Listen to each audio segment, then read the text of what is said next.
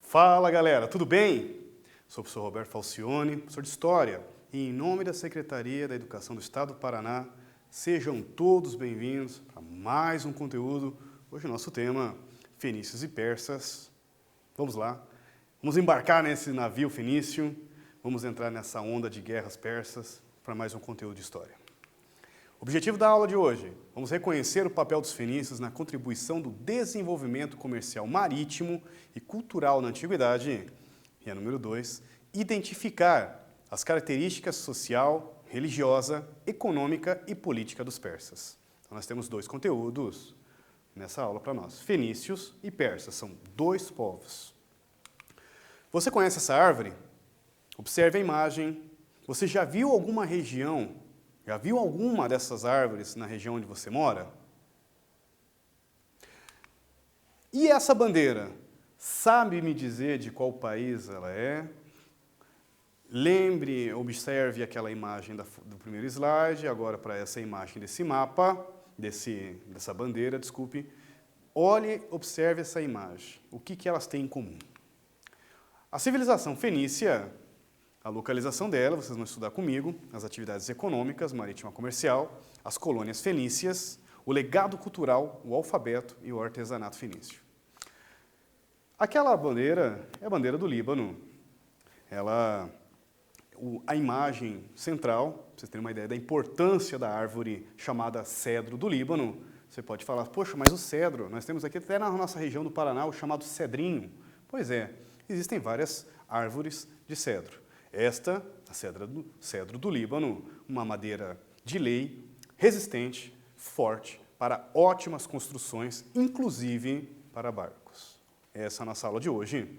O nosso mapa, um foco aqui junto com a nossa galera aqui do estúdio, mostrando as 3 cidades, Biblos, Sidon e Tiro, as cidades mais importantes, as principais cidades dos fenícios, mas eles fundaram várias cidades chamadas de colônias, postos comerciais, que faziam parte da rota. Inclusive, alguns arqueólogos, alguns historiadores, já arriscam dizer que os fenícios foram os primeiros a dizer, claro que é uma alusão, uma comparação, à famosa frase, o mare nostrum, né, dito pelos romanos, quando eles falaram que o mar Mediterrâneo era nosso. E os fenícios, como pode observar, fizeram isso muito antes dos romanos. Atual Líbano, daquela bandeira, capital Beirute, olha que cidade fantástica, frente ao mar Mediterrâneo. Aqui está então um mapa, o país Líbano, do lado da Síria. Olha o Egito, que nós estudamos na aula passada. Israel, vocês ainda vão estudar, próximo da Arábia Saudita, né, próximo do Oriente Médio. Então essa é a nossa região. E no caso os fenícios, estão também fazendo parte do chamado Crescente Fértil. No entanto, eles não foram uma civilização ligada à agricultura dos rios. Eles utilizaram de uma outra atividade para se desenvolverem. Uma região muito montanhosa, eles se desenvolveram numa região inapropriada para a agricultura, por isso que os fenícios não foram bons agricultores. No entanto, rica em cedro, uma madeira resistente para a fabricação de navios, tornando o comércio marítimo sua atividade econômica. Curiosidade, né? A gente sempre brinca que as necessidades obrigam a gente a se virar à criatividade. Já que para a agricultura eles viram que a região não era muito boa por causa das montanhas, como vocês podem ver nessa fotografia, partiram para o comércio marítimo, se tornando ótimos comerciantes, né, marítimos, inclusive ótimos piratas. A gente brinca na história, é uma frase da antiguidade, quando você se deparava com um navio fenício, de duas uma, ou é comerciante ou é pirata, torça para que não seja a última. Atividade comercial. Aqui nós temos uma representação, um desenho de um navio fenício. O outro, na Espanha, veja que os fenícios eram de uma região bem mais distante. Nós temos um monumento, então imagine que colônia que eles fundaram tão longínqua lá na Espanha para que a cidade de Granada fizesse esse monumento em homenagem aos fenícios. Mais uma imagem, uma espécie de um relevo, uma parede, mostrando, está no Museu do Louvre, inclusive esse relevo, mostrando navios fenícios transportando madeira, né? E como o Roberto comentou com vocês, eles eram conhecidos por práticas de piratarias no mar Mediterrâneo. Mais uma imagem, navios de guerra birreme. Se fala muito que os navios fenícios, eles acabaram se desenvolvendo e trazendo novidades. O reme, né, no caso aquele marinheiro que fazia uma espécie de movimento com o leme. O birreme seria uma linha, a segunda linha, e dizem alguns navios de guerra fenícios que eram trirreme. Tinha a primeira linha, com o leme, a segunda e a terceira, uma espécie de um leme bem grande, no caso onde o fenício, o marinheiro, fazia, né, o movimento para pegar impulsão nesses navios na ponta, para que pudesse atingir outros navios em verdadeiras guerras, que os filmes exploram muito bem esses momentos épicos de batalhas da antiguidade. Essa está no Museu Britânico. Essa é de 700 a 692, originalmente parte do Palácio de Senecaribe. Período apogeu do comércio comercial do mar Mediterrâneo. Entre 1500 a 300 a.C., então esse é o período dos fenícios, 1500 a.C. a 300 anos a.C., vamos estudar agora a fundação dessas colônias, a importância dessas cidades que os fenícios fundavam próximas do litoral, próximas do mar Mediterrâneo, e o legado cultural, o alfabeto. Vocês vão ver que nós temos dentro de casa, você está utilizando um caderno, está usando um lápis, você está usando um legado cultural fenício sem saber. Olha que bacana. Fundação das colônias fenícias. Aqui nós temos uma imagem mostrando as ruínas de Cartago, ok? Fica no norte da África, uma das principais cidades fundadas pelos fenícios. Chegou a entrar, inclusive, em guerra contra os romanos, disputando o mar Mediterrâneo, e dizem, inclusive, a história, por pouco, que os fenícios não conseguiram derrotar os cartagineses, não conseguiram derrotar a Roma República, e talvez nós poderíamos imaginar hoje um legado cultural fenício completamente diferente, uma história da antiguidade, uma visão hipotética, se por acaso os cartagineses tivessem vencido os romanos.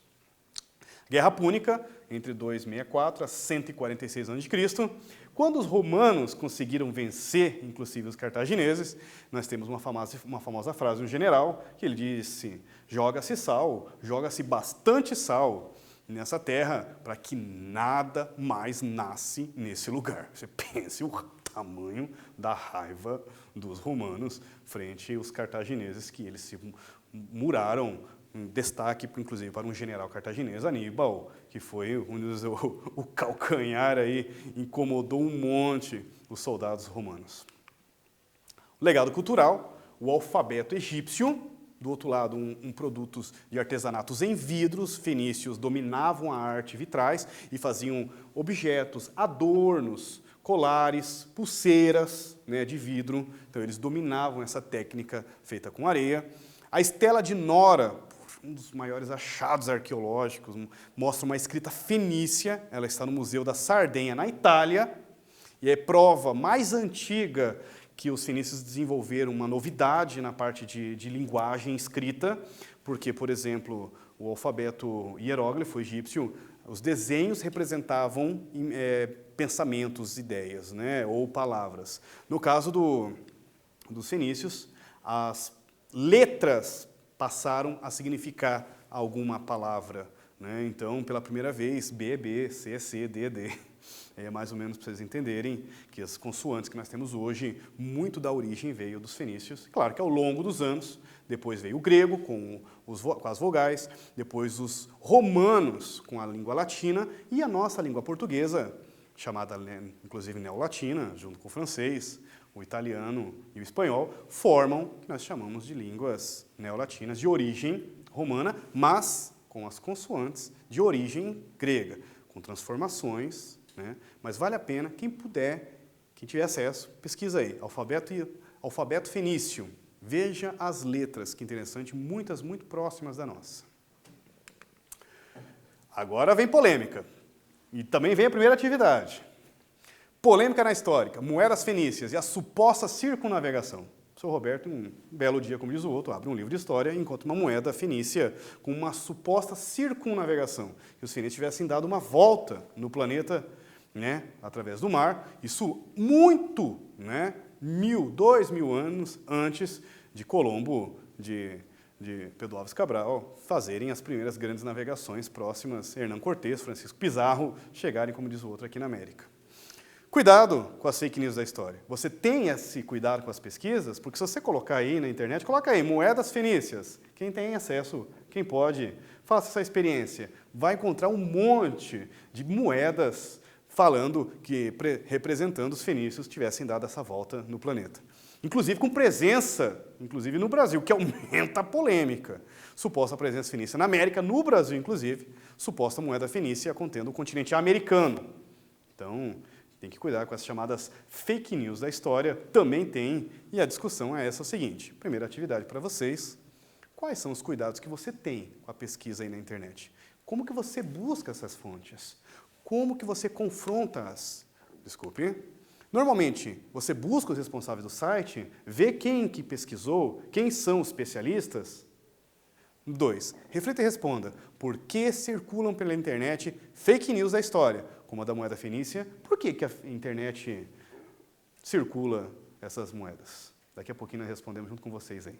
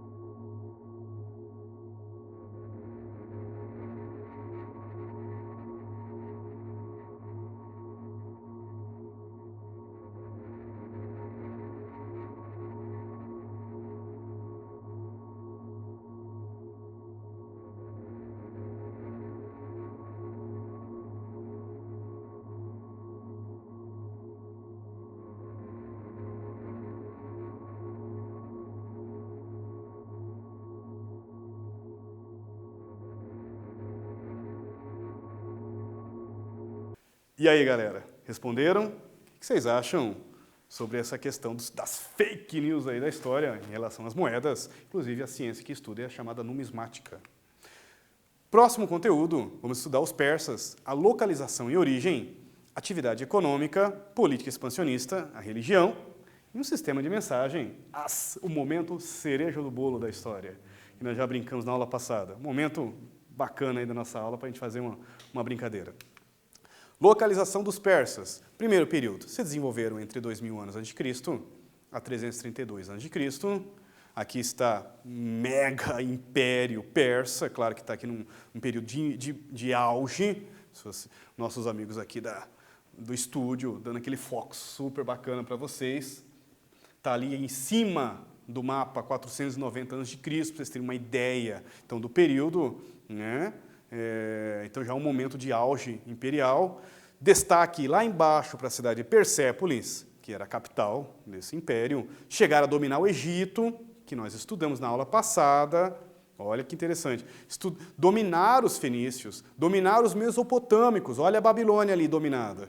Poxa, chegaram na porta da Grécia, aí o rei Leônidas, aí os atenienses também deram um chega para lá e falaram assim, aqui não, senhor Xerxes, por aqui você não vai mandar não. Vamos junto com essa. Primeira cidade, capital Persépolis. Aqui vocês têm uma imagem das ruínas.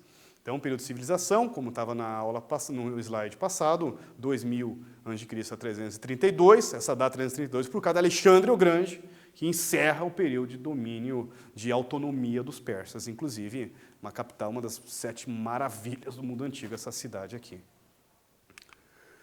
Aqui a primeira imagem, nós temos 3 nomes importantes, Ciro, Dário, Xerxes. Xerxes entra naquele filme 300, talvez vocês já ouviram falar, quem não teve a primeira experiência, tem até umas versões mais cômicas do filme, vale a pena vocês darem uma pesquisada, trailer, filme 300 aí no YouTube, quem tem acesso, quem pode. 3 nomes que fizeram toda uma política de expansão, que desenvolveram um território, que ampliaram o domínio persa e que passaram a dominar outras regiões.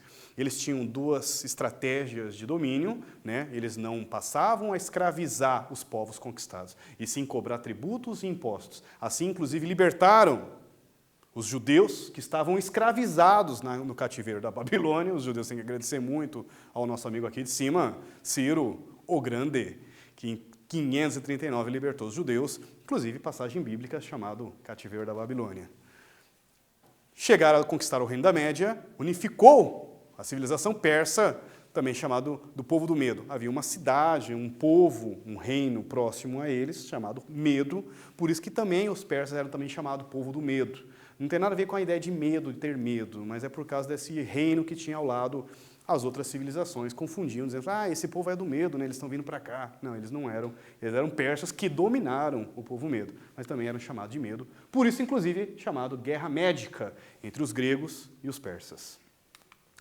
Dário I, governou de 522, 486, dá continuidade à expansão territorial, tenta invadir a Grécia, ele chega a invadir, inclusive, né, tem destaques para as estradas, ótimas estradas de pedras ligando todo esse império gigantesco, destaques para a cidade de Passárgada, Susa e Persépolis, onde Dário fez toda uma construção arquitetônica linda na cidade de Persépolis, e ele vai ser derrotado, entre aspas, né? Ele tem um mega império, ele tem um mega exército invadindo a Grécia, na verdade, eles foram expulsos, né, da Batalha de Maratona contra os gregos, 490, e vem a famosa lenda do soldado Fidípides, que correu os 42 quilômetros na Batalha de Maratona, e precisava chegar aos atenienses e avisar os atenienses que eles tinham sido vencidos, porque havia uma espécie de acordo, uma regra,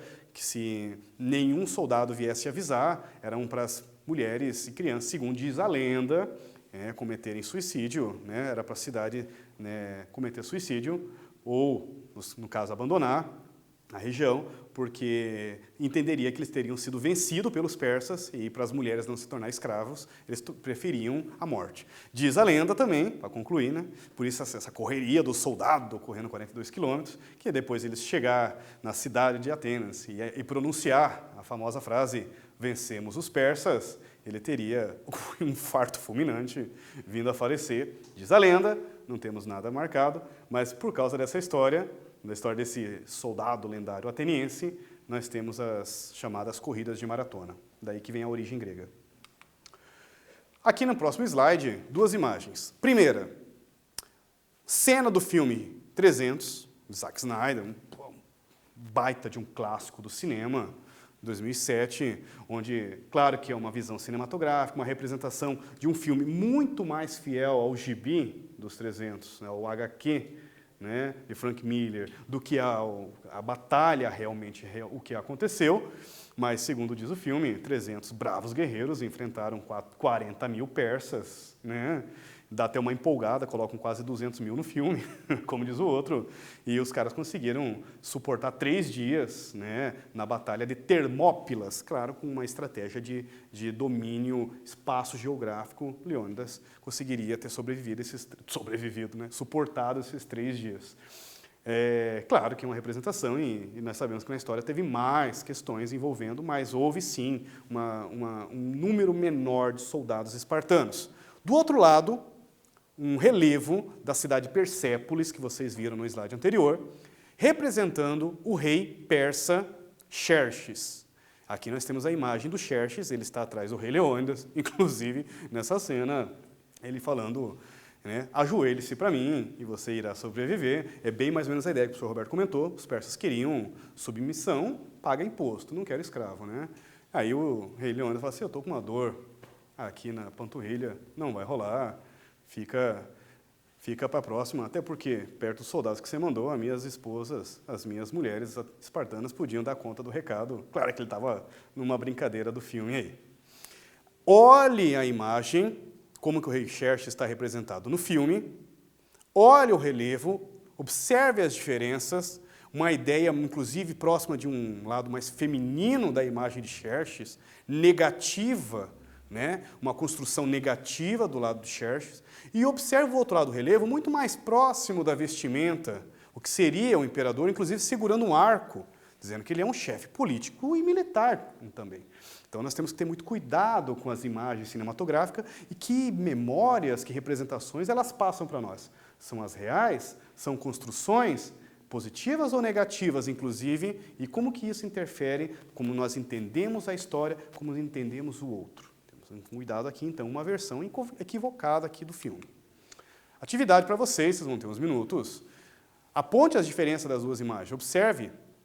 Por que o cinema retrata o rei Xerxes com uma representação tão diferente daquela do relevo da cidade de Persépolis? Na 2. De que maneira os filmes podem interferir no imaginário, como nós pensamos, que temos da história? Daqui a pouco nós voltamos com mais essa atividade e corrigimos junto com você.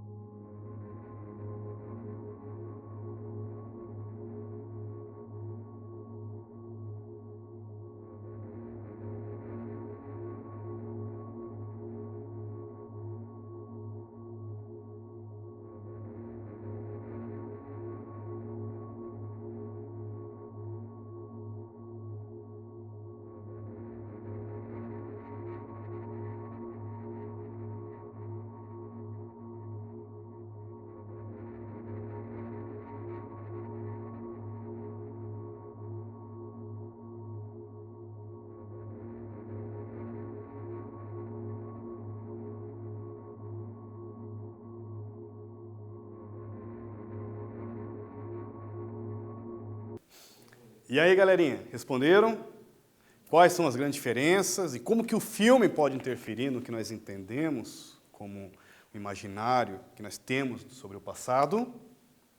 Próximo slide, nós temos uma imagem de uma espécie de um templo, chamado Templo do Fogo, de Zoroastro, na cidade de Yazd, no Irã, que inclusive é a atual região dos persas, fica ali naquela região do Irã, uma região muito delicada, inclusive relacionado a alguns grupos extremistas do islamismo, que interfere diretamente na preservação dessas ruínas, como Persépolis, como nós mostramos no slide anterior.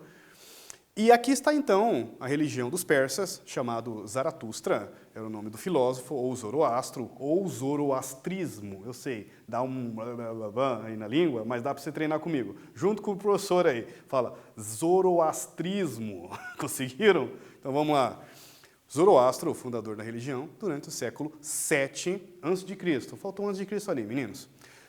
Segundo o filósofo, segundo a religião, acreditavam nas forças do bem, que seria uma espécie de uma divindade chamada Aura Mazda, contra as forças do mal, Arimã.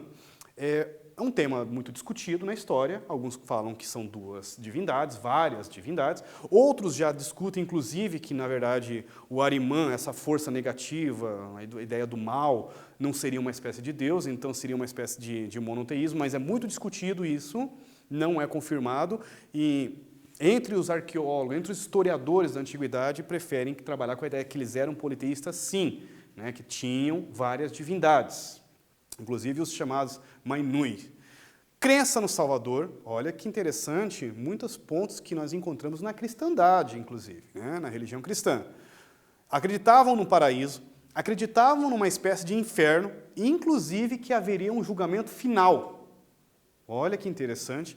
7 séculos antes de Jesus Cristo vir para a Terra, muitos pontos que nós temos dentro da essência do cristianismo, seja católico, evangélico, já estava dentro do zoroastrismo. Sistema de mensagens, comentei durante a aula que os persas, né, Ciro mandou construir ótimas estradas, Dário deu continuidade, e uma espécie de correios, onde haviam pontos específicos com um cavaleiro. Ele ficaria aguardando a mensagem chegar, e para que não cansasse um cavaleiro apenas, um cavalo apenas, trocava, revezavam nesses pontos específicos e faziam então uma espécie de troca, né? Por exemplo, chegava a carta, entregava a mensagem, por exemplo, né? O outro cavaleiro pegava o outro mensageiro, levava até o outro ponto da outra parte da estrada real, da estrada de pedra, onde um outro cavaleiro estaria preparado, descansado, alimentado para fazer a continuidade. Desse jeito, eles criaram uma espécie de correios, que demorava meses para uma mensagem chegar até o imperador, até os governadores de cada regiões. Com esse sistema, demorava dias. Aqui na organização do império, como era muito grande, dividiram em satrápias, que eram uma espécie de províncias. Cada satrápia tinha um governante, chamado sátrapa. E havia, além do sátrapa, para ele não trapacear o imperador, desculpe a brincadeira, haviam os chamados olhos e ouvidos do rei. É uma expressão atual, mas que já usavam na época. Espiões, para ver se o sátrapa estava trabalhando de maneira correta, né, e não trapaceando o imperador persa. E aqui mais uma imagem das ruínas de Persépolis, atual Irã. Vai uma primeira atividade para vocês do quiz, galera. Responda aí das atividades, aponte um legado fenício lá da primeira atividade, do primeiro conteúdo nos dias de hoje. Daqui a pouquinho nós voltamos para corrigir essa junto com você.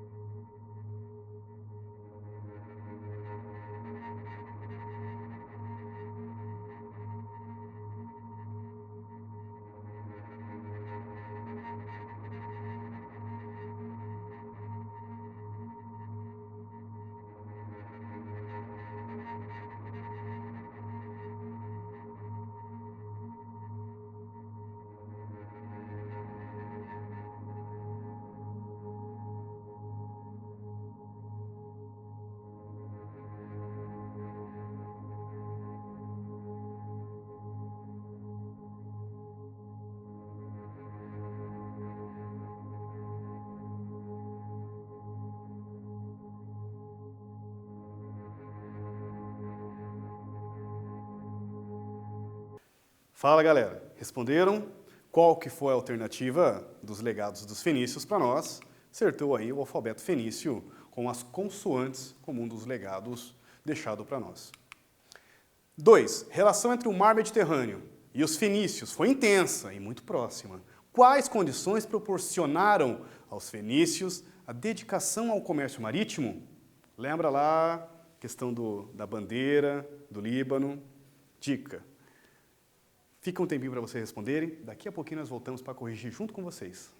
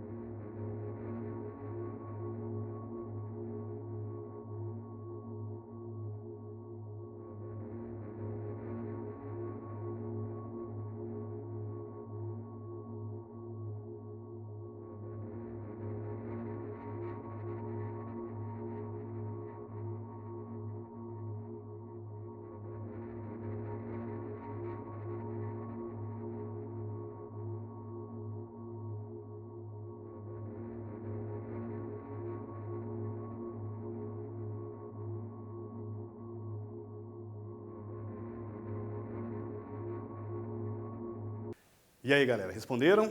Como é que fica? Como que foi essas condições necessárias para os fenícios ou necessidades para os fenícios se dedicarem ao comércio marítimo? Respondeu correto, letra A, lucratividade comercial com os egípcios e pirataria contra os hebeus. Próxima atividade. Quem eram os sátrapas? Pense no tamanho do Império Persa, pense na questão política, pense na questão de governar. Daqui a pouquinho voltamos para corrigir junto com vocês.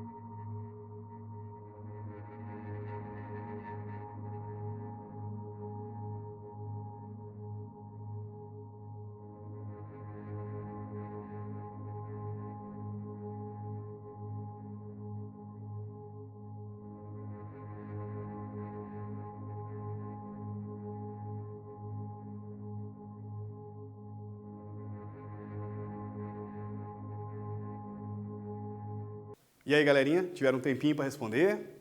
Quem eram os sátrapas?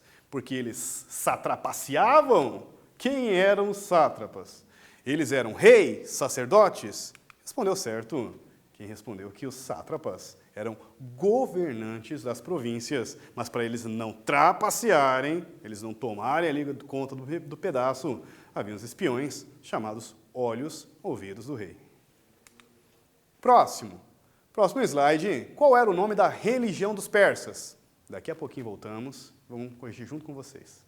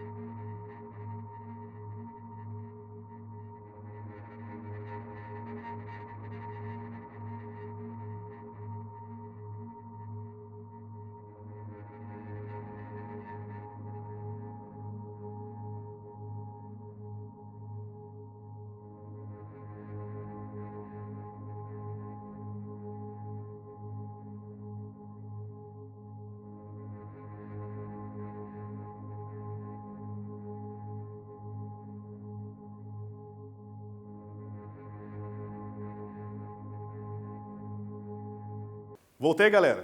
O que vocês responderam? Colocou certo a letra C. Zoroastrismo seria o nome da religião criada pelos persas. Nossa última pergunta fala sobre a passagem bíblica que envolve judeus no Império Persa. Olha que bacana nós entendermos que é uma situação, um conteúdo de história, estudamos no colégio, estudamos aí na sua casa, né, estudamos aqui no estúdio, mas que está em religiões, que está na sua religião, está na minha religião. Então é um assunto que está envolvido junto com a nossa vida. Afinal, como que é chamado normalmente, comumente, esse acontecimento histórico? Daqui a pouquinho voltamos para corrigir junto novamente com vocês.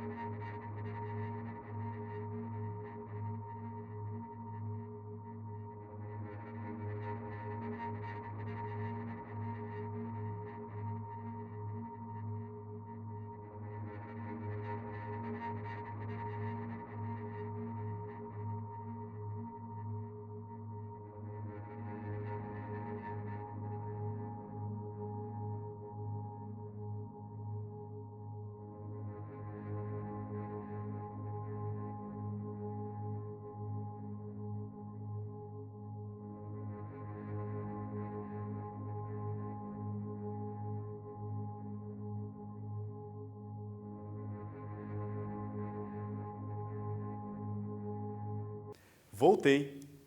E agora vamos fazer então a correção da nossa última questão, como é chamado o momento da passagem bíblica que envolve judeus no Império Persa, e inclusive, letra B, cativeiro da Babilônia, inclusive os mesopotâmicos.